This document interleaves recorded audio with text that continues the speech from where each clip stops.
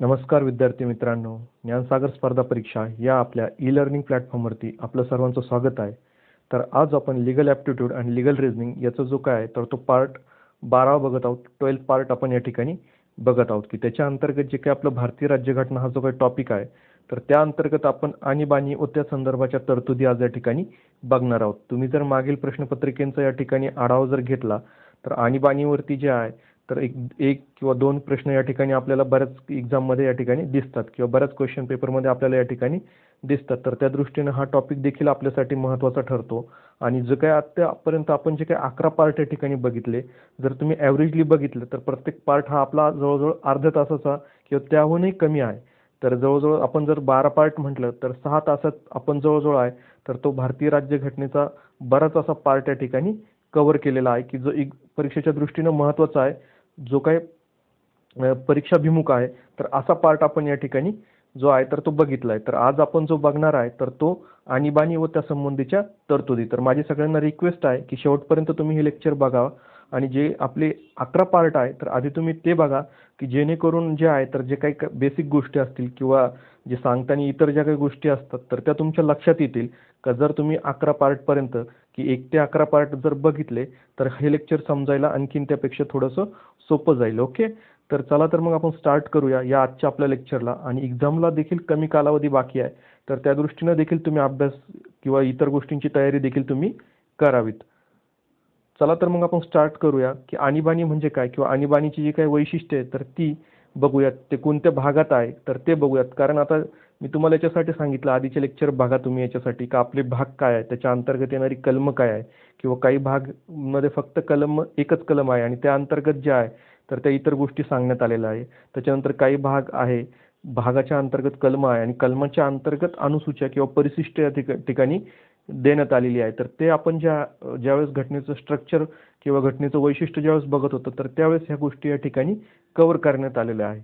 तर आता आपण जे आहे तर आणीबाणीच्या वेळेस काय होतं की जी काय आपली संघराज्य राजकीय व्यवस्था जी आहे तर तिचे जे रूपांतर आहे तर ते या ठिकाणी एकात्मिक जे आपली व्यवस्था आहे तर त्यामध्ये या ठिकाणी त्याचं रूपांतर हे होत असतं. तर हे एक अद्वितीय वैशिष्ट्य या ठिकाणी आपले जे आहे तर त्या आणीबाणीचं जो काही तरतुदी आहे तर भारतीय राज्यघटनेच्या तर त्याचं एक हे अद्वितीय असं वैशिष्ट्य या ठिकाणी आहे की सामान्य काळातील संघराज्य राजकीय व्यवस्थेचे रूपांतर आणीबाणी दरम्यान एकात्मक व्यवस्थेत होणे हे भारताच्या घटनेचे एक अद्वितीय असं वैशिष्ट्य आहे. ओके, हे आपल्या घटनेचं कसं एक अद्वितीय असं वैशिष्ट्य आहे की जे काही राज्यांच्या पॉवर्स असतील ओके किंवा त्यांना जे दिलेले कार्यकारी अधिकार असतील, प्रशासकीय अधिकार असतील तर ते सगळे कोणाकडे एकवटले जातात तर ते केंद्र सरकारकडे वटले जातात. म्हणून या ठिकाणी एकात्मिक व्यवस्था या ठिकाणी म्हटलेलं आहे. ओके, तर आता आपल्याला काय महत्त्वाचं आहे इथे इथे तर आणीबाणी जे आहे तर ते घटनेच्या कोणत्या भागात आहे तर ते घटनेच्या 18व्या भागात आहे. किंवा आपल्याला एक्झाममध्ये असाही प्रश्न विचारला जाऊ शकतो की सामान्य काळातील जे आहे तर ते संघराज्य राजकीय व्यवस्थेचे रूपांतर आणीबाणीच्या दरम्यान खालीलपैकी कोणत्या व्यवस्थेत होते तर तिथे एकात्मिक व्यवस्था असेल किंवा संघराज्य व्यवस्था असेल तर आणखीन एखादी व्यवस्था दिलेली असेल तर त्या ठिकाणी जे आपल्या प्रश्नाचं उत्तर होईल तर ते एकात्मिक व्यवस्थेमध्ये होतं.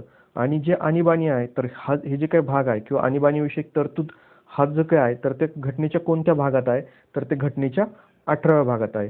आणि त्याच्यात जी घटनेच्या 18व्या भागात त्याच्यासाठी कोणती कलमे आहे तर कलम 152 ते 360च्या दरम्यान जी काही कलमं आहे तर ती या ठिकाणी आणीबाणीची संदर्भित कलमं या ठिकाणी आहे. हे तुम्ही लक्षात ठेवायचं आहे. एक्झाममध्ये आपल्याला डायरेक्टली कलमही देखील विचारले जातात की 352 कशाच्या संदर्भात आहे किंवा 360 कशाच्या संदर्भात आहे. तर हे आपल्याला या ठिकाणी माहिती असणं गरजेचं आहे. आणि जर आपल्याला जर टेंटेटिव्ह लॉजिक जर लावायचं असेल तर कलम 352 ते 360च्या दरम्यान जर आणीबाणीची कलमं असतील आणि आपल्या ऑप्शनमध्ये एखादंच जर पर्याय जर आणीबाणी संदर्भात असेल तर त्यावरही देखील आपण या ठिकाणी लॉजिक लावू शकतो. तर आता आपल्याला काय महत्त्वाचं होतं आणीबाणी घटनेच्या भाग 18 मध्ये आणि त्याची जी काही कलम आहे तर ती कोणती तर कलम 152 ते 360. त्यानंतर जे आहे तर आता आपण या ठिकाणी जे आहे तर ते आणीबाणीचे प्रकार आधी या ठिकाणी बघणार आहोत. आणि त्यानंतर जे आहे तर 1 बाय 1 आपण कोणती कलम आहे आणि त्याच्यासाठी जे आपल्या घटनेत काय काय तरतुदी आहे तर ते आपण या ठिकाणी बघणार आहोत. आता घटनेत जे आहे तर ते आपल्या घटनेत आणीबाणीचे या ठिकाणी 3 प्रकार दिलेले आहेत. एक्झाममध्ये डायरेक्टली प्रश्न विचारला जातो की घटनेमध्ये आणीबाणीचे किती प्रकार सांगितले आहे. त्यात ऑप्शन असतं 1, 2, 3 आणि 4.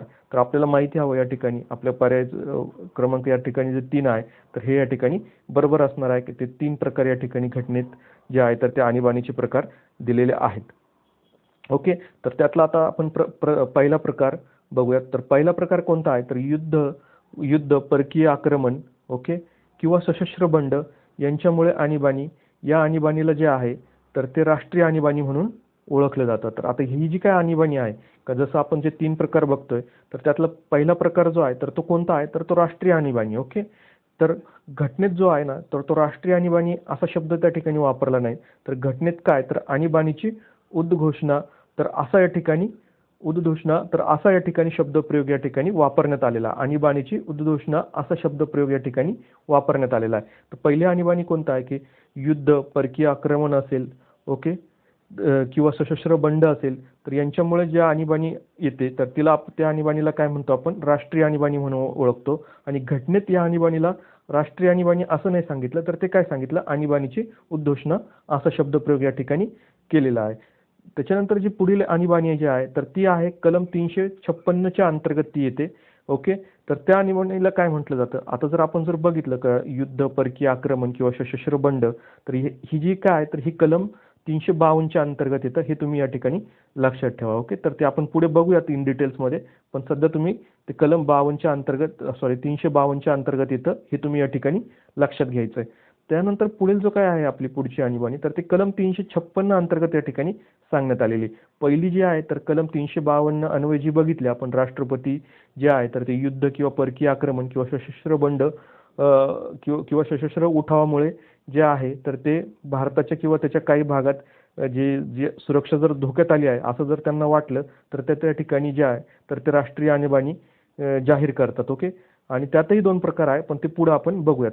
तर आता जो आहे तर तो दुसरी जी काही आपली आणीबाणी आहे तर ती कलम 356 मध्ये या ठिकाणी देण्यात आलेली आहे. राज्यातील घटनात्मक यंत्रणा अपयशी ठरल्याने. ओके, तर समजा राज्य जर घटनेची जी काही यंत्रणा आहे की घटनात्मक जी यंत्रणा आहे घटनेची तर त्या पद्धतीने जर राज्याचा कारभार जर चालत नसेल तर त्या ठिकाणी जी काय आणीबाणी आहे तर ती कोणती आणीबाणी असते तर तिला आपण राष्ट्रपती राजवट म्हणतो किंवा राज्य आणीबाणी म्हणतो किंवा घटनात्मक आणीबाणी. का जो काही राज्याचा कारभार आहे तर तो घटनेनुसार चालत नाही म्हणून घटनात्मक, किंवा राज्यात ती आणीबाणी येते म्हणून राज्य आणीबाणी म्हटलं जातं, किंवा राष्ट्रपती राजवट, किंवा कारण ते राष्ट्रपती लावत असतात आणि राष्ट्रपती सांगतील त्या पद्धतीने त्या ठिकाणी जो आहे तर तो कारभार चालतो. ज्यावेळेस घटनात्मक आणीबाणी जी आहे तिथं ज्यावेळेस लागू होते त्यावेळेस. ओके, राज्यातील घटनात्मक यंत्रणा अपयशी ठरल्याने ही आणीबाणी या ठिकाणी लावली जाते. तर तिलाच आपण काय म्हणतो तर राष्ट्रपती राजवट, राज्य आणीबाणी किंवा घटनात्मक आणीबाणी जी कलम 356 मध्ये या ठिकाणी देण्यात आलेली आहे. आणि घटनेत या परिस्थितीला आणीबाणी असे संबोधलेले नाही. पण घटनेत जे आहे तर त्याला आणीबाणी असं संबोधलं या ठिकाणी तर नाही. फक्त काय सांगितलं की राज्यातील घटनात्मक यंत्रणा अपयशी ठरल्याने आणीबाणी. ओके, तर याला जे आहे तर याला असं काही म्हटलेलं नाही घटनेत की राष्ट्रपती राजवट आहे ही किंवा राज्य आणीबाणी आहे किंवा घटनात्मक. पण आपण जे आहे तर त्यावरनं एक म्हणजे शब्दप्रयोग म्हणू शकतो आपण त्याला, तो वापरतो की राष्ट्रपती राजवट त्या ठिकाणी आहे. ओके, राष्ट्रपतींच्या आधिपत्याखाली तिथल्या राज्याचा कारभार या ठिकाणी चालतो म्हणून आपण त्याला राष्ट्रपती राजवट म्हणतो, राज्य आणीबाणी म्हणतो किंवा घटनात्मक आणीबाणी म्हणतो. ओके, पण घटनेत या परिस्थितीला आणीबाणी म्हणून असं कुठेही संबोधलेलं नाही. त्यानंतर जी पुढील आपली आणीबाणी आहे तर ती कलम 360 अंतर्गत आहे.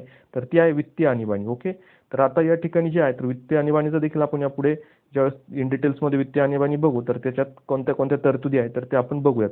तर आता आपण एक काय बघितलं की घटनेच्या आणीबाणीचे प्रकार 3, त्यातलं जे पहिलं आहे तर ती कलम 352 अंतर्गत, ती म्हणजे कोणती तर युद्ध किंवा परकीय आक्रमण किंवा सशस्त्र उठाव किंवा यामुळे जे आहे तर त्या आणीबाणीला काय म्हणतो आपण राष्ट्रीय आणीबाणी. आणि यालाच घटनेत काय म्हणून उल्लेख केलाय किंवा शब्दप्रयोग केलाय तर आणीबाणीची उद्घोषणा.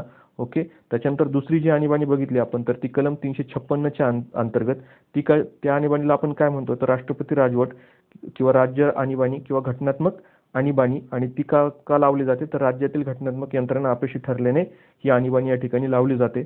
ओके, आणि त्याच्यानंतर तिसरं जे आणीबाणीचा प्रकार आपण बघितला तर ती आहे वित्तीय आणीबाणी जी कलम 360 अंतर्गत या ठिकाणी लावली जाते.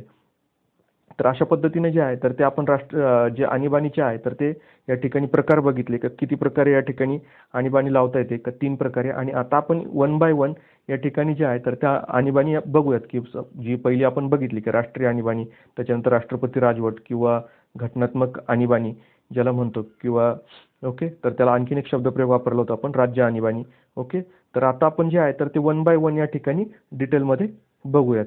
आता जे आहे तर आणीबाणीच्या घोषणेचे आधार, आता जी राष्ट्रीय आणीबाणीच्या घोषणेचा आधार काय आहे, तर ते कलम 352 मध्ये दिले. म्हणजे 352 कशा संदर्भात आहे, तर राष्ट्रीय आणीबाणीच्या संदर्भात. आता आपण जे आहे तर ज्या 3 आणीबाणीचे प्रकार बघितले आपण, तर ते आता आपण या ठिकाणी डिटेलमध्ये बघत आहोत. ओके, तर त्याच्या तरतुदी काय काय आहे, तर ते आता आपण इथून पुढे डिटेलमध्ये बघत आहोत. तर पहिली आपली कोणती होती, तर राष्ट्रीय आणीबाणी. तर या आणीबाणीच्या घोषणेचे जे काही आधार आहे, तर राष्ट्रपती युद्ध किंवा परकीय आक्रमण किंवा सशस्त्र उठाव यामुळे भारताची किंवा त्याच्या एखाद्या भागाची सुरक्षा धोक्यात आली आहे याची खात्री झाल्यास ते या ठिकाणी राष्ट्रीय आणीबाणी घोषित करतात. तर हे आपल्यासाठी महत्त्वाचं आहे. कलम 352 नुसार राष्ट्रीय आणीबाणी घोषित केली जाते जर राष्ट्रपतींची अशी खात्री पटल्यास युद्ध किंवा परकीय आक्रमण असेल किंवा सशस्त्र उठाव असेल यामुळे भारताची किंवा त्याच्या एखाद्या भागाची, ओके, पूर्ण भारताचीच नाही, त्याचा एखादा भाग जरी असला तरी त्याची सुरक्षा जर धोक्यात आली आहे याची जर खात्री झाल्यास राष्ट्रपती या ठिकाणी राष्ट्रीय आणीबाणी लावू शकतात. ओके, तर त्यामध्ये जे आहे तर युद्ध किंवा परकीय आक्रमण, आता जो आपला पहिला शब्द जो आहे तर युद्ध किंवा परकीय आक्रमण. मग आता जर समजा युद्ध असेल तर ते इतर देशांबरोबर असेल तर त्यावेळेस त्या आणीबाणीला आपण काय म्हणतो या ठिकाणी, बाह्य आणीबाणी या ठिकाणी म्हणतो. आणि पुढे एक आपला शब्द आहे सशस्त्र उठाव. आता हे 2 शब्द झालेत, आता हा तिसरा आहे सशस्त्र उठाव. तर त्यालाच आपण सशस्त्र उठाव कुठे होऊ शकतो, तर तो आपल्या देशातच होऊ शकतो. ओके, समजा एखाद्या राज्याने अशी मागणी केली का आम्हाला भारतातनं वेगळं व्हायचं, तर ते आपल्या घटनेत तशी तरतूद आहे का, किंवा तसं त्यांना बाहेर जाण्याचा हक्क आहे का, तर नाही. ओके, ऑलरेडी जे आहे तर आपण ते जो घटनेचा भाग 1 बघितला होता तर त्याच्यात आपण हे ऑलरेडी बघितलंय. तर तिथं ते लोक सशस्त्र उठाव करू शकतात. तर त्यालाच आपण काय म्हणतो या ठिकाणी, तर अंतर्गत आणीबाणी या ठिकाणी म्हणतो. आता जे आहे तर यापूर्वी जो आहे तर तो सशस्त्र उठाव जो हा शब्द आहे ना, हा भारतीय राज्यघटनेत हा शब्द नव्हता. तर तो नंतर जे आहे तर ती आपली जी काही 44वी जी काही घटनादुरुस्ती होती तर 1978 मध्ये, तर तो काय अंतर्गत अशांतता असा त्या ठिकाणी शब्दप्रयोग होता. आता जो सशस्त्र उठाव जो आहे ना या ठिकाणी जे आहे तर तो काय शब्दप्रयोग होता, तर त्या ठिकाणी अंतर्गत अशांतता. तर त्याऐवजी आता आपण काय टाकलं त्या ठिकाणी, तर सशस्त्र उठाव हा शब्द या ठिकाणी, म्हणजे जो काय आता हा आहे हा, कारण याच्यावरून काय झालं होतं की 1975 मध्ये इंदिरा गांधींनी जी काय आणीबाणी लागू केली होती तर ती त्यांनी या ठिकाणी अंतर्गत अशांतता याच्यावरनं केली होती आणि त्यावरनं बरेच मुद्दे उपस्थित झाले. म्हणून या ठिकाणी जे आहे तर ते आपण घटनादुरुस्ती केली, का जी घटनादुरुस्ती आहे 44वी घटनादुरुस्ती 1978ची. तर त्या अंतर्गत आपण काय केलं का अंतर्गत अंतर्गत अशांतता या शब्द प्रयोगाऐवजी जो आहे तर तो आपण काय टाकलं त्या ठिकाणी, तर सशस्त्र उठाव हा शब्दप्रयोग या ठिकाणी टाकण्यात आला. ओके, तर आता खाली एक मी अमेंडमेंट दिली का जी अमेंडमेंट आहे 42वी घटनादुरुस्ती. आता ज्या आपण ज्यावेळेस 352 पूर्ण वाचतो तर त्या ठिकाणी काय लिहिलं इथं, किंवा त्याच्या एखाद्या भागाची सुरक्षता, ओके, धोक्यात आली आहे याची खात्री झाल्यास. म्हणजे जी 42वी जी काही घटनादुरुस्ती होती 1970 झाला इथं, तर ते 76 आहे. तर 42वी जी काही घटनादुरुस्ती होती 1976ची, तर त्यान्वये राष्ट्रपतींना जी आणीबाणीची घोषणा भारताच्या एखाद्या भागासही लागू करण्याचा किंवा एखाद्या भागासाठी करण्याचा अधिकार या ठिकाणी देण्यात आला. आता ज्यावेळेस पूर्वी कसं होतं की पूर्ण भारतासाठी होतं, तर तसं काही नाही, एखाद्या भागासाठी देखील ते करू शकतात अशी तरतूद या ठिकाणी करण्यात आली. ओके, तर ती कोणत्या घटनादुरुस्तीनुसार करण्यात आली, तर ती 42वी घटनादुरुस्ती 1976 अन्वये जी आहे तर ते एखाद्या भागाची सुरक्षितता किंवा एखाद्या भागापुरतीच ती या ठिकाणी जी आहे तर ती आणीबाणी आपण लावू शकतो, की जी राष्ट्रीय आणीबाणी, का समजा ती पूर्ण देशात लावण्याची काही गरज नाही. का समजा आता आपलं भारत पाकिस्तान युद्ध झालं होतं तर तो जो काही एरिया आहे का जो जेवढा काही प्रभावशाली एरिया ठरतो तर तिथेच ते लावू शकत होते. तर अशा पद्धतीची तरतूद मी हे तुम्हाला एक उदाहरण म्हणून या ठिकाणी सांगितलंय. आता मूळ घटनेत आणीबाणीच्या जो काही घोषणेचा जो काही तिसरा आधार होता, की जसं मी तुम्हाला ऑलरेडी एक्सप्लेन केलंय मी ही गोष्ट, की जो तिसरा आधार म्हणजे कोणतं, तर सशस्त्र उठाव या कारणावरून. ओके, तर हा जो काही तिसरा आधार होता अंतर्गत अशांतता हा होता, तर तो संदिग्ध असल्याने त्याचा व्यापक अर्थ लावण्याची आवश्यकता होती. ओके, तर त्याचा या ठिकाणी व्यापक अर्थ लावण्याची आवश्यकता होती. त्यामुळे जे आहे तर 44वी घटनादुरुस्ती कायद्याद्वारे 1978ला आपण काय केलं, अंतर्गत अशांतता या शब्दप्रयोगाऐवजी आपण सशस्त्र उठाव हे शब्द या ठिकाणी टाकण्यात आले. आता मी तुम्हाला काय का त्याचं कारण ऑलरेडी सांगितलंय. तर पुढे आहे तर राष्ट्रपती राष्ट्रीय आणीबाणीची घोषणा कॅबिनेटने त्यांना तसा लेखी निर्णय कळवल्याशिवाय करू शकत नाही. ओके, महत्त्वाचा पॉईंट ठरतो. आता या ठिकाणी आपण जर बघितलं तर राष्ट्रपती जे आहे तर ते या ठिकाणी जे आहे तर आणीबाणीची घोषणा करत असतात. पण मग त्यांना जेव्हा वाटेल तेव्हा करतात का ते? तर नाही. जोपर्यंत केंद्रीय कॅबिनेट तसा लेखी निर्णय त्यांना कळवत नाही, त्याच्याशिवाय ते राष्ट्रपती राष्ट्रीय आणीबाणी लावू शकत नाही. ओके. म्हणजे ते ते काही त्यांच्या मर्जीतला विषय नाही. ओके. त्याच्यानंतर पुढे जे काय आहे, तर 44व्या जी काही घटनादुरुस्ती होती आपली, कधी 44वी घटनादुरुस्ती कधीची? तर ती 1978ची. ओके. लक्षात ठेवायचं एक जी काही 42वी घटनादुरुस्ती आहे आपली 1976ची आणि जी काही 44वी घटनादुरुस्ती आहे 1978ची, तर ह्या महत्त्वाच्या घटनादुरुस्ती आहे आपल्या भारतीय घटनेतल्या. ओके. तर त्या तुम्ही लक्षात ठेवायच्या, त्याच्यात बऱ्याच तरतुदी आहेत. तर 44व्या घटनादुरुस्तीद्वारे आणीबाणीची जी काही घोषणा आहे तर ती न्यायिक पुनर्विलोकनाच्या कक्षेत आहे. आता न्यायिक पुनर्विलोकन म्हणजे काय? तर हे तुम्ही या ठिकाणी जो आपला न्यायव्यवस्था जो काही टॉपिक आहे, तर जो आपण ऑलरेडी कोणत्या तरी भागात 10व्या भागात आय थिंक घेतलाय, तर त्या ठिकाणी तुम्ही न्यायिक पुनर्विलोकन हे जे किंवा याचं कलम कोणतं आहे तर हे देखील आपण त्या ठिकाणी दिलेलं आहे. ओके. तर ते तुम्ही जाऊन तिथे बघू शकता की न्यायिक पुनर्विलोकन म्हणजे काय. ओके. तर न्यायालयाने समजा एखादा आपला निर्णय दिला असेल तर त्याला न्यायालय पुन्हा त्याच्यात काही अमेंडमेंट करू शकते आणि त्याला रेफरन्स म्हणून या ठिकाणी वापरता येतं. तर ह्या त्या गोष्टींमध्ये आहे. त्याच्यानंतर जे आहे तर आता सपोज आणीबाणीची समजा घोषणा जर केली राष्ट्रपतींनी. ओके. तर समजा राष्ट्रपतींनी घोषित केलेल्या आणीबाणीला मग संसदेची जी आहे तर ती संमती. आता समजा केंद्रीय कॅबिनेटने जरी त्याला मान्यता दिली, पण या ठिकाणी केंद्रीय कॅबिनेटने मान्यता दिली म्हणजेच ते सर्वस्व आहे का? तर नाही. तर त्या ठिकाणी जे आहे तर संसदेची संमती व आणीबाणीचा कालावधी जो आहे तर तो घटनेत त्या ठिकाणी सांगण्यात आला, की मग त्या ठिकाणी समजा जे आहे तर आपल्या केंद्रीय कॅबिनेटने जर त्यांना परवानगी दिली किंवा तसा लेखी निर्णय कळवला राष्ट्रपतींना आणि त्यांनी जर आणीबाणी लावली, तर त्यानंतर पुढे जे आहे तर मग त्याला संसदेच्या संमतीची गरज या ठिकाणी असते. ओके. तर मग किंवा त्याचा मग आणीबाणीचा कालावधी जो असतो तर तो देखील या ठिकाणी जो घटनेत आहे तर तो या ठिकाणी सांगण्यात आला. तर राष्ट्रपतींनी घोषित केलेल्या आणीबाणीला या ठिकाणी संसदेची संमती घ्यावी लागते. आता राष्ट्रपतींनी आणीबाणी जे आहे तर त्याची घोषणा केली, ती कोणाच्या सल्ल्याने केली किंवा कोणाच्या लेखी निर्णयाने केली? तर ते केंद्रीय कॅबिनेटच्या. पण ते केल्यानंतर देखील जे आहे तर राष्ट्रपतींनी जे काही घोषित केलेल्या आणीबाणीची जी काही संमती आहे तर ती कुठे घ्यावी लागते? तर संसदेत. आता संसद ही कोणाला मिळून बनलेली असते? तर ते देखील आपण या ठिकाणी बघितलेलं आहे. राष्ट्रपती असतील, राज्यसभा असेल आणि लोकसभा यांची मिळून जी आहे तर ती भारतीय संसद या ठिकाणी बनलेली आहे. आणि संसदेसाठी कोणतं कलम आहे तर ते देखील आपण यापूर्वी बघितलंय. ओके.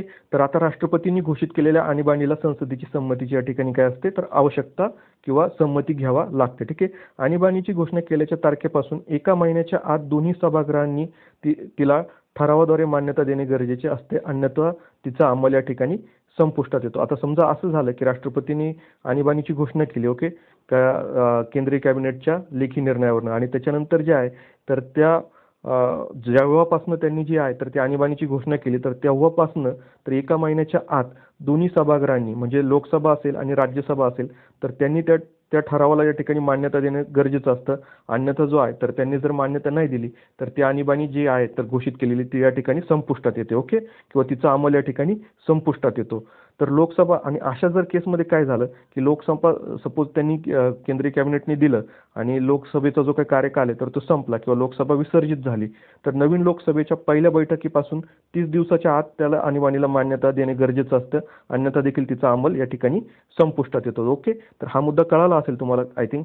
कारण काय होतं की कधी कधी लोकसभा आहे का त्या कार्यकालात जे आहे तर केंद्रीय कॅबिनेट मंडळ अस्तित्वात आहे आणि तेव्हा त्यांनी मान्यता दिली किंवा लेखी आदेशाद्वारे किंवा लेखी निर्णय कळवला राष्ट्रपतींना आदेश कोणी देऊ नाही शकत.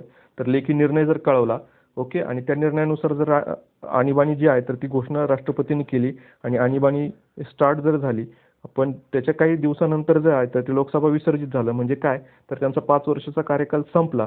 तर ज्यावेळेस नवीन लोकसभा येते तर त्याच्या पहिल्या बैठकीपासून जे आहे तर 30 दिवसाच्या आत आणीबाणीला मान्यता देणे या ठिकाणी गरजेचं असतं. अन्यथा तिचा अंमल या ठिकाणी संपुष्टात येतो. ओके. तर ही गोष्ट देखील त्या ठिकाणी आपल्याला माहिती असणं गरजेचं आहे. आता या ठिकाणी आपल्याला प्रश्न असाही विचारला जाऊ शकतो की आणीबाणीची घोषणा कोण करतात, तर ते या ठिकाणी राष्ट्रपती करतात. ओके. आणि त्याला कसली संमतीची गरज असते, तर ती संसदेच्या. ओके. तर हा देखील प्रश्न या ठिकाणी विचारला जाऊ शकतो. त्याच्यानंतर जे आहे तर संसदेच्या दोन्ही सभागृहांनी आणीबाणीस मान्यता दिल्यास तिचा अंमल दुसरा ठराव पारित झाल्याच्या दिनांकापासून 6 महिन्यापर्यंत असतो. आता दुसरा ठराव म्हणजे काय, का समजा लोकसभेने या ठिकाणी मान्यता दिली, त्याच्यानंतर आपल्याला दोन्ही सभागृहांची मान्यता पाहिजे, तर दुसरा ठराव कुठे मांडला जातो, तर तो राज्यसभेत. राज्यसभेने मान्यता दिल्यानंतरच्या दिनांकापासून 6 महिन्यापर्यंत जो आहे तर तो जे आहे तर त्याचा अंमल या ठिकाणी चालू असतो आणि तो संसदीय कायद्याद्वारे पुढे एका वेळी 6 महिन्यासाठी वाढवता येतो. आणि असा तो किती वेळेस वाढवता येतो, म्हणजे 6-6 महिन्याचे टप्पे करून असं ते किती वेळेस जे आहे तर ते राष्ट्रीय जे आणीबाणी असते का तिचा कार्यकाल आपण वाढू शकतो. ओके. तर हा देखील पॉईंट या ठिकाणी महत्त्वाचा होता. आता एक्झाममध्ये आपल्याला काय प्रश्न विचारला जातो, का संसदेच्या दोन्ही सभागृहांनी आणीबाणीला मान्यता दिल्यास तिचा अंमल जो काय किंवा तिचा अंमल ठराव पास झाल्यापासून किती दिवसांसाठी लागू असतो, तर तो ठराव पारित झाल्याच्या दिनांकापासून 6 महिन्यापर्यंत या ठिकाणी लागू असतो. किती? 6 महिन्यापर्यंत. आणि जर ती आणीबाणी जर पुन्हा कंटिन्यूस ठेवायची असेल तर संसद जे आहे तर असा ठराव जे आहे तर ते किती वेळेस 6-6 महिन्यांनी पारित करतं आणि त्याला काही लिमिट नाही का ते किती वेळेस किंवा किती दिवस ते तसं ठेवू शकतात. ओके. तर आता आणीबाणी तर लागू झाली. ओके. आणि पण आता तिला समाप्त करणं या ठिकाणी गरजेचं आहे. आता लागू झाली. ओके. तिचा अंमल चालू झाला, पण आपल्याला आता मध्ये वाटलं की जे काही युद्ध संपलंय किंवा जे काही परकीय आक्रमण होतं तर ते आपण परतून लावलंय किंवा जो काही सशस्त्र उठाव होता तर तो देखील आपण या ठिकाणी थांबवलाय किंवा दडपलाय. तर त्याच्यानंतर आता ते आणीबाणी समाप्त करणं देखील गरजेचं आहे. तर मग त्याच्यासाठी काय तरतुदी आहे तर ते आपण या ठिकाणी बघूयात. तर त्या ठिकाणी 2 तरतुदी या ठिकाणी सांगण्यात आल्या. तर त्याला देखील आपण एक म्हणजे त्या तरतुदी कशा आहेत तर त्याचं देखील एक्सप्लेनेशन आपण व्यवस्थित बघूयात. तर राष्ट्रपती आणीबाणीची उद्घोषणा केव्हाही दुसऱ्या उद्घोषणेद्वारे समाप्त करू शकतात. म्हणजे जे आहे तर राष्ट्रपतींना असं वाटलं की आता जी काही आणीबाणीची उद्घोषणा केली तर ती आता मग तेच दुसरी उद्घोषणा करतात की ही आणीबाणी या ठिकाणी समाप्त करा. तर अशा आणीबाणीची समाप्तीची घोषणा करण्यासाठी त्या ठिकाणी जे आहे तर संसदेच्या संमतीची आवश्यकता नसते. ओके. संसदेच्या संमतीच्या या ठिकाणी काय शब्दप्रयोग वापरला तर तो तुम्ही लक्षात घ्यावा. संसदेच्या संमतीची त्या ठिकाणी आवश्यकता नसते. जर आणीबाणीचा अंमल चालू ठेवणे अमान्य करणारे ठराव लोकसभेने पारित केले तर राष्ट्रपतींवर आणीबाणीची घोषणा समाप्त करणे. समजा आता असं आहे की समजा दोन्ही सभागृहांनी आणीबाणीचा ठराव मान्य केला आणि तिथून पुढे 6 महिन्यासाठी आहे, पण मध्येच असं वाटलं की आणीबाणीची या ठिकाणी गरज नाही, पण राष्ट्रपतींनी तशी काही घोषणा केली नाही, तर या ठिकाणी लोकसभेने जर एखादा ठराव त्या पद्धतीचा जर मांडला की आता आणीबाणीचा जो काही हे आहे तर तिथं तुम्ही थांबायला पाहिजे, तर ती काय तर राष्ट्रपतींवर तशी आणीबाणीची घोषणा समाप्त करणे या ठिकाणी काय ठरतं तर बंधनकारक या ठिकाणी ठरतं. आता या ठिकाणी जे आहे आपण तर आता जे काही बघितलं आपण तर ते लोकसभेने पारित केलेला सपोज जर आणीबाणीचा अंमल चालू ठेवणे अमान्य करणारे. ओके. का आता त्यांना गरज नाही किंवा ते तसं आणीबाणीची जो काही ठराव मांडलेला होता किंवा राष्ट्रपतींनी जी काही घोषणा केली होती तर तो अमान्य करणारे ठराव समजा लोकसभेने जर पारित केला तर राष्ट्रपतींवरती आणीबाणीची घोषणा समाप्त करणे या ठिकाणी काय ठरतं तर ते बंधनकारक ठरतं. ही गोष्ट आपल्याला माहिती असणं गरजेचं आहे. त्याच्यानंतर आणीबाणी सुरू ठेवण्याचे ठराव संसदेच्या दोन्ही सभागृहात पारित होणे या ठिकाणी गरजेचं असतं. ओके. जे आपण ऑलरेडी आपण इथं बघितलंय की संसदेच्या दोन्ही सभागृहांनी आणीबाणीस मान्यता दिल्यास तिचा जो काही अंमल आहे तर दुसरा ठराव पारित झाल्याच्या दिनांकापासून म्हणजे लोकसभेत, आणि दुसरा ठराव म्हणजे कुठे तर तो राज्यसभेत किंवा राज्यसभेत पहिला ठराव मांडला असेल आणि त्यानंतर लोकसभेत दुसरा ठराव. ओके. तर अशा पद्धतीनं असतं ते. तर जो आहे तर तो दोन्ही सभागृहांनी या ठिकाणी पारित होणं की आता जी आणीबाणी जो आहे तर ती सुरू ठेवायची असेल तर त्या ठिकाणी दोन्ही सभागृहांची जी आहे तर त्यांनी तो ठराव या ठिकाणी पारित केलेला असणं गरजेचं आहे. पण जर समाप्त करायची असेल तर तो केवळ लोकसभेत पारित होणे गरजेचं आहे, जसं आपण इथं ऑलरेडी बघितलंय. ओके. या ठिकाणी जे आहे तर मी फक्त एक पॉईंट हायलाइटेड करून दाखवलाय तो की आणीबाणी सुरू ठेवण्याचे ठराव संसदेच्या दोन्ही सभागृहांमध्ये पारित होणं गरजेचं असतं, तर समाप्त होण्याचा ठराव केवळ लोकसभेत पारित होणं गरजेचं असतं.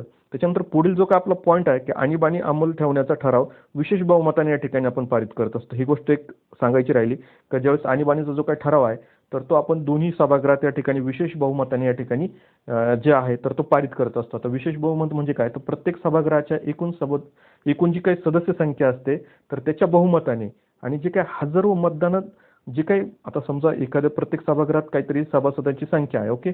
त्यांच्या बहुमताने आणि हजारो मतदानात भाग घेणाऱ्या सदस्यांच्या 2/3 इतक्या बहुमताने जे आहे तर त्याला आपण जे म्हणतो किंवा 2/3 इतकं जे काही बहुमत आहे तर त्याला आपण काय म्हणतो, विशेष बहुमत या ठिकाणी म्हणतो. तर समाप्त करण्याचा ठराव केवळ साध्या बहुमताने पारित होणं गरजेचं आहे. जे काही सदस्य उपस्थित असतील त्याच्या जो काय असतो तर तो जो काही बहुमत असतो किंवा 50% पेक्षा जास्त वोटिंग पडलं तर त्या ठिकाणी साधं बहुमत या ठिकाणी होतं. पण ज्यावेळेस 2/3 बहुमत पाहिजे किंवा एकूण सदस्य संख्येचे बहुमताने आणि ॲडिशनल हजारो मतदानात भाग घेणाऱ्या सदस्यांच्या 2/3 म्हणजे ते 50% पेक्षा जास्त होतं, म्हणजे आपण त्याला 66% म्हणू शकतो. तर ओके, तर त्याला आपण या ठिकाणी काय म्हणतो, तर विशेष बहुमत असं म्हणतो. त्याच्यानंतर जे आहे तर आता समजा जे काय आणीबाणी आहे तर आपण घोषणा केली, ओके, आणीबाणीचा अंमल चालू झाला. तर त्या आणीबाणीचा अंमल चालू झाल्यानंतर जे आहे तर ते काय परिणाम होतात या ठिकाणी, का आपल्या राज्यव्यवस्थेवरती किंवा केंद्र राज्य संबंधांवरती असेल किंवा लोकसभा विधानसभा यांचा कार्यकाल असेल किंवा आपल्या मूलभूत हक्कांवरती देखील याचा परिणाम हा होत असतो. तर ते कोणते आपण वन बाय वन या ठिकाणी बघूया. आता राष्ट्रीय आणीबाणीचे परिणाम, मग केंद्र व राज्य संबंधावरील परिणाम काय आहे, तर या ठिकाणी काय होतं की ऑलरेडी जे आहे आपण तर ते पहिलंच आपलं वैशिष्ट्य या ठिकाणी आपण बघितलं होतं. तर ते कोणतं बघितलं की सामान्य काळातील जे काही संघराज्यीय राजकीय व्यवस्थेचे जे काही रूपांतर आहे तर ते या ठिकाणी कशात होतं, तर ते होतं एका ठिकाणी एकात्मिक व्यवस्थेत. ओके, तर हे आपण ऑलरेडी बघितलंय का जसं त्याचं समजा सगळ्यांबाबतीत असेल ते, मग ते कार्यकारी अधिकार असतील, कायदेकारी अधिकार असतील किंवा वित्तीय अधिकार असतील, तर या बाबतीत ह्या गोष्टी घडत असतात. म्हणजे जे काही आपले केंद्र राज्य संबंध आहे तर राज्याचे सगळे पॉवर्स ते कुठे जातात, तर ते केंद्राकडे या ठिकाणी जातात. तर आणीबाणी दरम्यान जे आहे तर राज्य सरकारचे अस्तित्व नष्ट होत नाही, मात्र ते पूर्ण केंद्र सरकारच्या कार्यकारी नियंत्रणाखाली या ठिकाणी होतात. आता त्यांचे काय जे काही त्यांचं अस्तित्व आहे तर ते नष्ट होतं का, तर नाही. कारण आणीबाणी ही काही कायमची गोष्ट आहे का, तर नाही. ती तात्पुरती एक या ठिकाणी प्रोव्हिजन घटनेत केली का, एक समजा आपण जर बघितलं की काही युद्ध वगैरे झालं किंवा परकीय आक्रमण असेल किंवा काहीतरी भारताच्या सुरक्षेस किंवा स्थैर्यास काहीतरी धोका निर्माण झाला तर त्यावेळेस किंवा देशाची जी काही सुरक्षता असेल किंवा अखंडता असेल किंवा स्थैर्य असेल, ओके, किंवा एखादं राज्य शासनाचं प्रभावी कामकाज चालत नसेल तर अशा काहीतरी एक्सेप्शनल केसमध्ये की म्हणजे ज्या काय म्हणू शकतो आपण का ज्या नियमित नसतात किंवा कायमच्या नसतात तर त्या केसमध्ये या ठिकाणी आणीबाणीची आपल्याला गरज असते. तर त्यावेळेस काय होतं, तर आणीबाणी दरम्यान जे आहे तर राज्य सरकारचे अस्तित्व नष्ट होत नाही, मात्र ते पूर्ण जे आहे तर पूर्णपणे जे आहे सरकारच्या कार्यकारी नियंत्रणाखाली या ठिकाणी येतात. ओके, तर आणीबाणीच्या दरम्यान जे आहे तर राज्य विधिमंडळांचे अस्तित्व जे आहे तर ते देखील नष्ट होत नाही, तसेच त्यांचे कायदेकारी अधिकार देखील नष्ट होत नाही, मात्र ते केंद्र व राज्यांमधील कायदेकारी अधिकारांची जी काही नेहमीची विभागणी असते की जसं आपण जर बघितलं की काही सूची दिल्या आहे का जे आपल्या परिशिष्ट 7 मध्ये, तर त्याची जी काही विभागणी असते तर त्यातली सगळे जे काही कायदे करण्याचे जे काही राज्यांना अधिकार आहे तर ते कोणाकडे जातात, तर ते केंद्राकडे जातात. आता मी सगळं ओव्हरली सांगतोय पण तुम्ही ते लक्ष देऊन या ठिकाणी ऐकावे. त्याच्यानंतर पुढील जो काही टॉपिक आहे आपला लोकसभा व विधानसभा यांचा कार्य कालावधीवरती परिणाम काय. आता मी जे काही केंद्र राज्य संबंध आहे तर तो आपण इथपर्यंतच बघणं या ठिकाणी उचित ठरेल, कारण आपल्याला एक्झामच्या दृष्टीनं जे काही महत्त्वाचं आहे तेवढंच या ठिकाणी मी बोलतोय.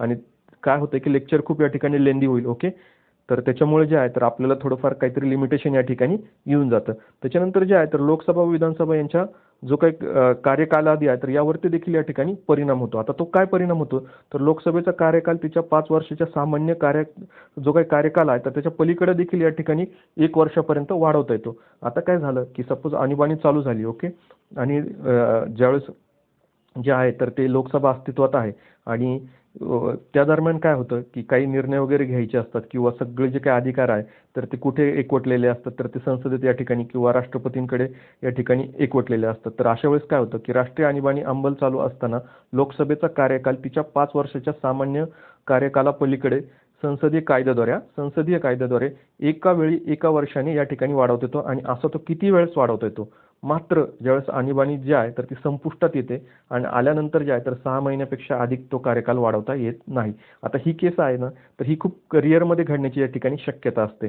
ओके, का समजा जो लोकसभेचा कार्यकाल 5 वर्षाचा असतो आणि त्याच्या आधीच समजा आणीबाणी ज्या ठिकाणी लागू झाली तर त्या केसमध्ये हे होण्याचे चान्सेस या ठिकाणी असतात. तर आता असं झालंय का, तर असं झालंय ज्यावेळेस आपली 5वी लोकसभेचा जो काही कार्यकाल होता 1971 पासून तर तो 75 पर्यंतच हवा होता.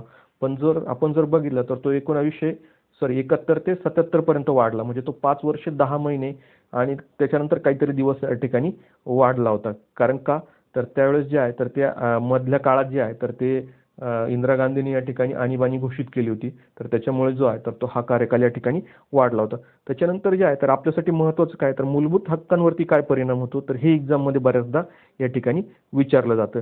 तर आता मूलभूत हक्कांवरती काय परिणाम होतो, तर कलम 358 व 359 मध्ये जे काही राष्ट्रीय आणीबाणीचा जो काही मूलभूत हक्कांवर परिणाम आहे, तर तो या ठिकाणी देण्यात आलेला आहे. आता मूलभूत हक्कांवरचा जो काही परिणाम आहे, तर तो कशात कोणत्या कलमांमध्ये देण्यात आला आहे तो त्या ठिकाणी, तर कलम 358 व कलम 359 मध्ये या ठिकाणी ते देण्यात आलं. आता 358 या ठिकाणी काय म्हणतं आपल्याला, तर कलम 358 जे आहे तर ते आणीबाणी दरम्यान कलम 19च्या तरतुदी निलंबित असण्याबद्दल. आता 358 आपल्याला फक्त कशाबद्दल सांगतंय, तर कलम 19 बद्दल. आता कलम 19 हे कशा संदर्भात आहे, तर ते जे आहे तर ते आपलं जे होतं तर ते स्वातंत्र्याचा हक्क याच्याबद्दल होतं, बरोबर. हे आपण ऑलरेडी जे आहे तर मूलभूत हक्क जे काही आपलं लेक्चर आहे तर त्यामध्ये या ठिकाणी बघितलं होतं.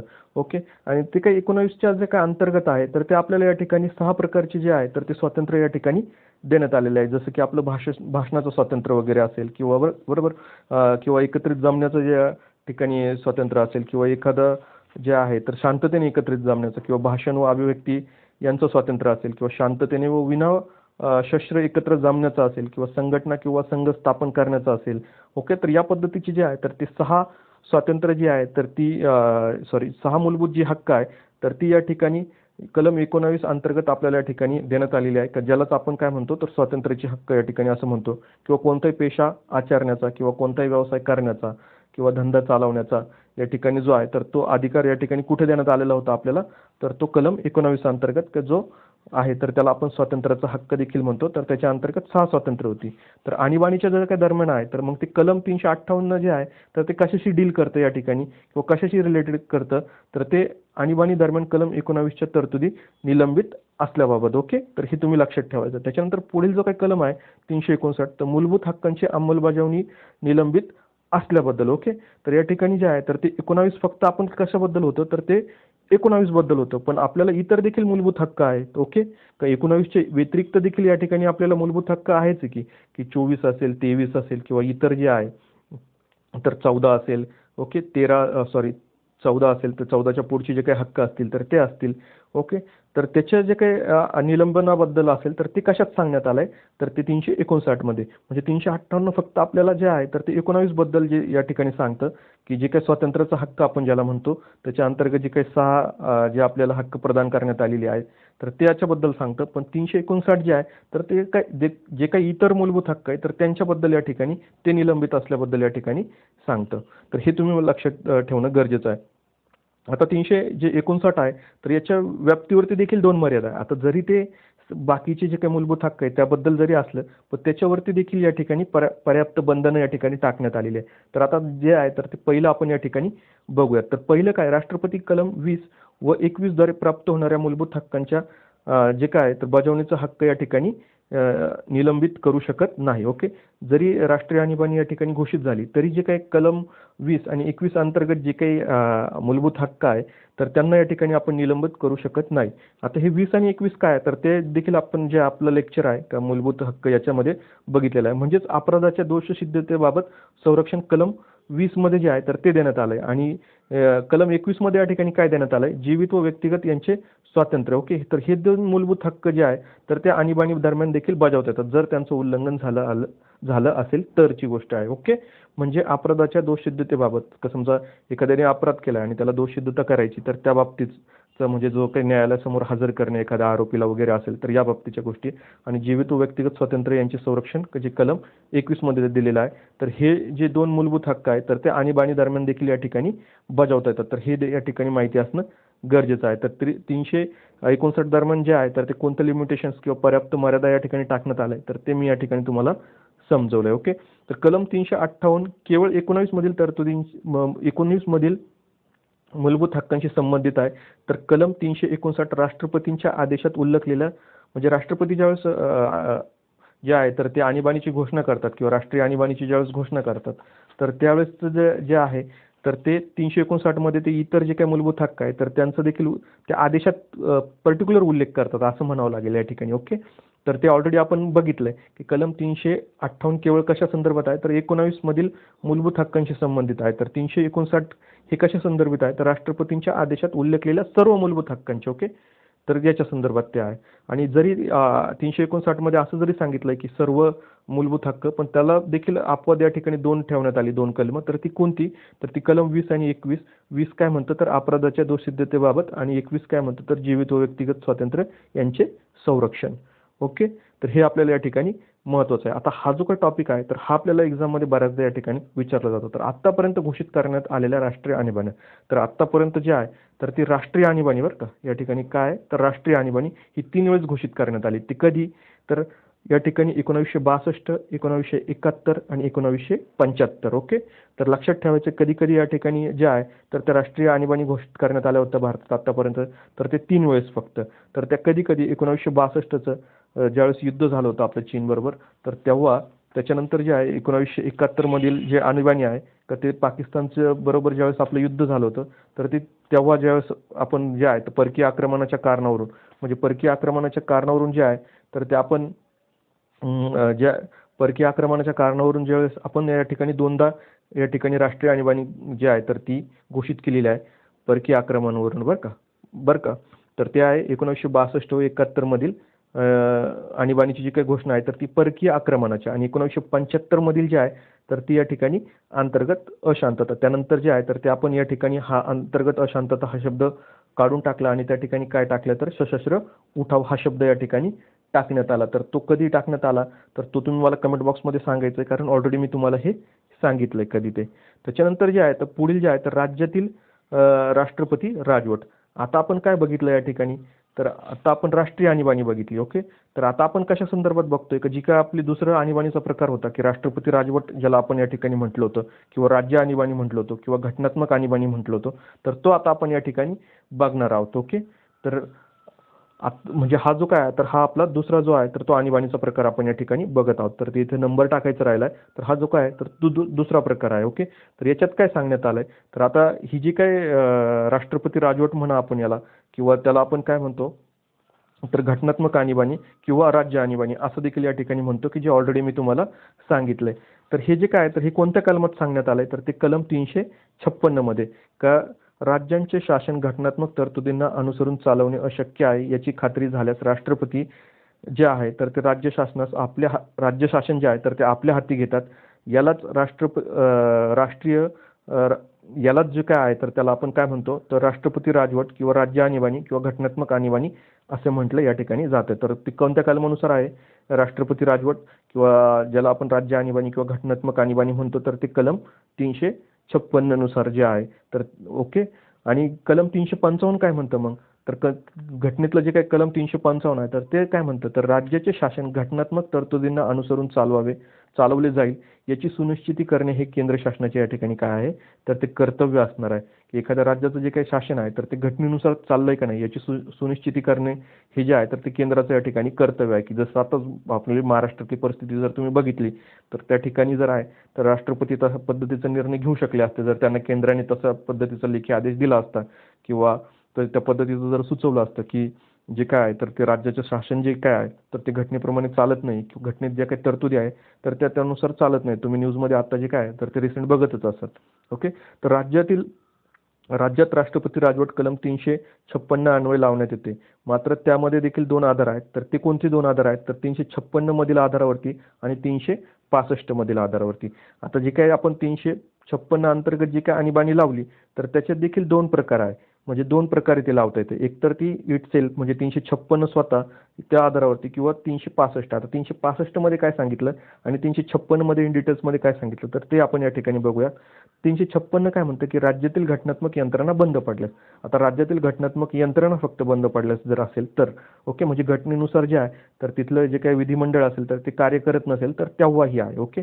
तर संबंधित राज्याच्या राज्यपालास तसा अहवाल प्राप्त झाल्यास, आता राज्यपाल जे आहे तर तेथील जे काही कारभार आहे तर तो घटनात्मक पद्धतीने चालू आहे का नाही हे जे आहे तर ते केंद्राचे प्रतिनिधी म्हणून या ठिकाणी बघत असतात. तर संबंधित राज्याच्या राज्यपालास तसा अहवाल प्राप्त झाल्यास किंवा तसा अहवाल प्राप्त न झाल्यासही राष्ट्रपती राज्यातील घटनात्मक यंत्रणा बंद पडल्यास राष्ट्रपती राजवट या ठिकाणी लावू शकतात. ओके, राज्यपालांनी अहवाल दिला तर ठीक, नाही जरी दिला तरी राष्ट्रपतींना असं वाटलं किंवा केंद्राला तिथं किंवा केंद्रीय कॅबिनेटला असं वाटलं तर त्या ठिकाणी ते आहे तर ते राष्ट्रपती राजवट या ठिकाणी लावू शकतात. ओके, तर आता जी काही आपली यंत्रणा जी काही चालू होतं की आपलं मंत्रिमंडळाचे या ठिकाणी जे आहे तर तुम्ही बघू शकतात न्यूजमध्ये का जी गट या ठिकाणी वेगवेगळी पडली तर त्याच्यामुळे जो काही घटनात्मक पेज या ठिकाणी निर्माण झाला तर अशा केसमध्ये देखील या ठिकाणी चान्सेस आहे का त्या ठिकाणी जे आहे तर ते राज्य आणीबाणी लावण्याचं किंवा ज्याला आपण घटनात्मक आणीबाणी म्हणतो तर असं लावण्याचे चान्सेस या ठिकाणी झाले होते. ओके, त्याच्यानंतर जे काही पुढचं काय आपण बघत होतो की जे काही 356च्या अंतर्गत जे आहे तर त्या दोन गोष्टी सांगण्यात आल्या होत्या राष्ट्रपती राजवटबद्दल.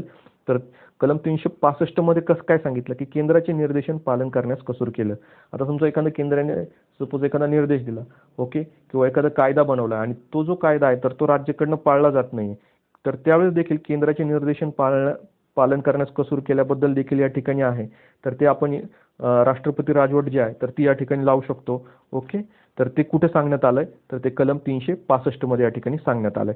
आता जे आहे तर ज्या पद्धतीनं आपण या ठिकाणी बघितलं की राष्ट्रीय आणीबाणीला जे आहे तर ती संसदेची मान्यतेची गरज होती तर त्याच पद्धतीनं जे आहे तर ते या ठिकाणी राष्ट्रपती राजवटीला देखील संसदेची मान्यतेची या ठिकाणी गरज असते. तर संसदेची मान्यता व राष्ट्रपती राजवटीचा जो काय तर तो इथं कालावधी राहिलाय.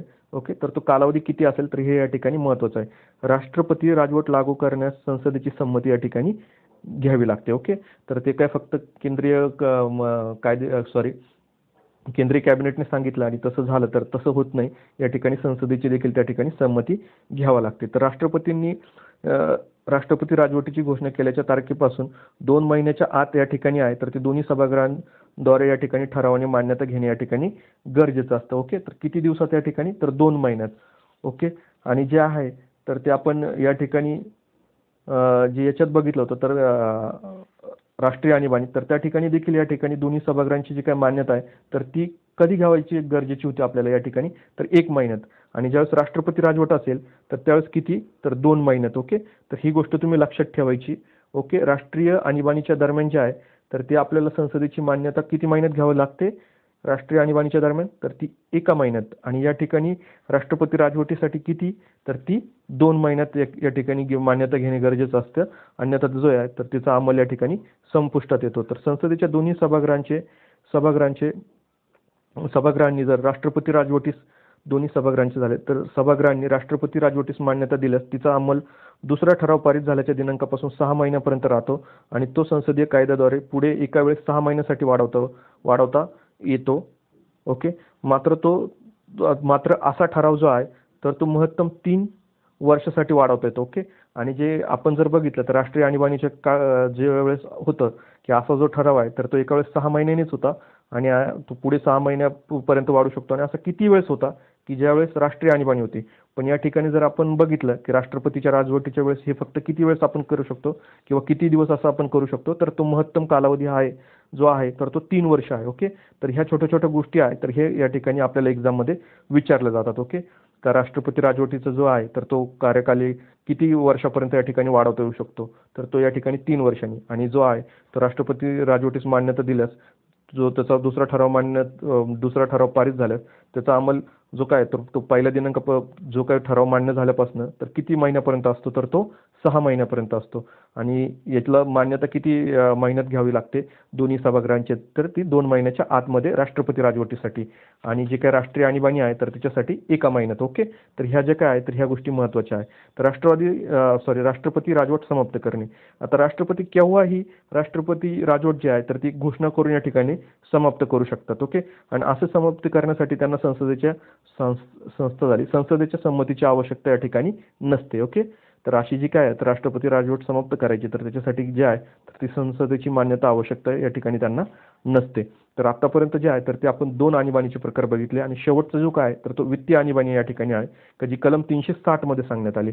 आता आपल्याला डायरेक्टली प्रश्न विचारला जातो की वित्तीय आणीबाणी जी आहे ची तरतूद जी आहे तर ती घटनेत कोणत्या कलमानुसार सांगण्यात आली, तर ती कलम 360. आतापर्यंत एकदाही जी आहे तर ती वित्तीय आणीबाणी लावण्यात आलेली नाही, हे देखील तुम्ही लक्षात ठेवायचं आहे. परीक्षेत एक्झाममध्ये असाही प्रश्न विचारला जातो की वित्तीय आणीबाणी जी आहे तर भारतात आतापर्यंत कितीदा लावण्यात आली आणि प्रश्न त्याचं पर्यायामध्ये एखादं उत्तर असतं की आतापर्यंत एकदाही नाही, तर ते आपलं या ठिकाणी उत्तर असणार आहेत. त्याच्यानंतर जे आहे तर कलम 360 बघत होतो आपण. तर वित्त आणीबाणी विषयक तरतुदी जी आहे तर ते 360 मध्ये या ठिकाणी देण्यात आलेलं आहे. तर वित्तीय आणीबाणीचा अंमल चालू राहण्यासाठी घटनेत कोणताही कालावधी या ठिकाणी सांगण्यात आला नाही, की जसं आता आपण बघितलं की ज्यावेळेस आपण दोन्ही सभागृहांची मान्यता घेतो तर त्यानंतर 6 महिने आणि पुढे असं 6 महिने ठेवून जर राष्ट्रीय आणीबाणी असेल तर त्या ठिकाणी तो अंमल आपण किती वेळेस 6-6 महिन्यांनी वाढवून असं कितीपर्यंत तो ठेवू शकतो राष्ट्रपती राजवटी दरम्यान. सॉरी, राष्ट्रीय आणीबाणी दरम्यान. पण राष्ट्रपती राजवट असेल तर तो जो आहे तर तो आपण या ठिकाणी फक्त 3 वर्षापर्यंत ठेवू शकतो. ओके. तर ह्या गोष्टी आपल्याला या ठिकाणी माहिती असणं गरजेचं आहे. पण तसं वित्तीय आणीबाणीबद्दल आहे का, तर नाही. ओके. त्याच्यानंतर पुढील जो काही पॉईंट आहे, वित्तीय आणीबाणीच्या घोषणेचा ठराव संसदेच्या दोन्ही सभागृहांमार्फत साध्या बहुमताने पारित होणं या ठिकाणी गरजेचं असतं. आता तिथे जो होतो आपण की आपली जे काही राष्ट्रीय आणीबाणी होतं आणि राष्ट्रपती राजवट होतं तर त्या ठिकाणी विशेष बहुमताने पारित होणं या ठिकाणी गरजेचं होतं. ओके. किंवा सॉरी, बहुमताने पारित होणं या ठिकाणी गरजेचं होतं. पण या ठिकाणी काय आहे तर ते फक्त साधं बहुमत या ठिकाणी हवं असतं. त्यानंतर पुढील जी काही आपला पॉईंट आहे तर राष्ट्रपती केव्हाही जे आहे तर आणीबाणीची उद्घोषणा दुसऱ्या उद्घोषणेद्वारे या ठिकाणी समाप्त करू शकतात. ओके. आणि अशी घोषणा जी आहे तर समाप्तीची घोषणा करण्यासाठी त्यांना जी आहे तर ती संसदेची आवश्यकता नसते. का जसं राष्ट्रपती राजवटीलाही देखील नसते आणि या ठिकाणी वित्तीय आणीबाणीलाही देखील नसते. पण जे आपलं राष्ट्रीय आणीबाणीच्या दरम्यान आहे तर लोकसभेने सपोज त्याचा अंमल जर बंद करायचा असेल आणि तसा ठराव जर मांडला आणि तो जर साध्या बहुमताने जर देखील मंजूर झाला तर त्या ठिकाणी राष्ट्रपतींना जो आहे तर तो ठराव मान्य करावा लागतो आणि राष्ट्रीय आणीबाणीचा अंमल त्या ठिकाणी संपुष्टात येतो किंवा थांबतो. ओके.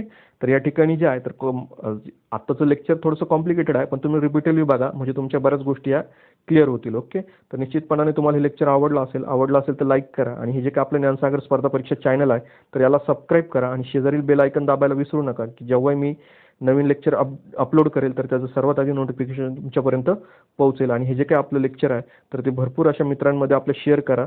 ओके. धन्यवाद.